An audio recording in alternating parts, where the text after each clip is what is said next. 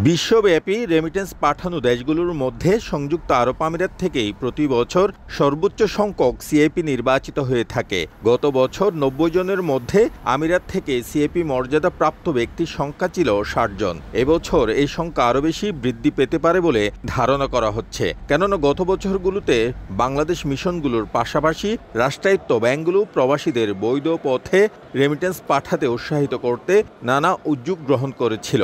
ফলে প্রবাসীরা অনুপ্রাণিত হয়ে সঠিক পথে রেমিটেন্স পাঠানোর প্রতি আরও বেশি উদ্যমী হয়েছে বলে জানান সংশ্লিষ্টরা। প্রবাসীরা যদি সুন্দরভাবে দেশে যাওয়া আসা করতে পারে, ওদের পরিবারকে যদি সরকারে ওইরকম প্রটেক্ট করে, তাহলে এইরকম হয়রানি যদি না হয়, তাহলে অবশ্যই প্রবাসীরা আরো উৎসাহিত হবে রেমিটেন্স পাঠানোর জন্য।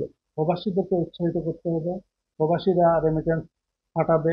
তাদেরকে যদি আপনি উৎসাহ দেন, তাদের সমস্যা এবং সম্ভাবনা দুইটা দিককেই যদি আপনি মূল্যায়ন করেন, তখন রেমিটেন্সের ইয়েটা বৃদ্ধি পাবে। সংযুক্ত আরব আমিরাত থেকে সিআইপির জন্য প্রস্তুতি নেওয়া প্রার্থীরা জানান, সরকার অনাবাসী বাংলাদেশিদের ক্ষেত্রে সিআইপি নির্বাচনে প্রতি বছর ৯০টি কোটা সংরক্ষণ করে আসছে।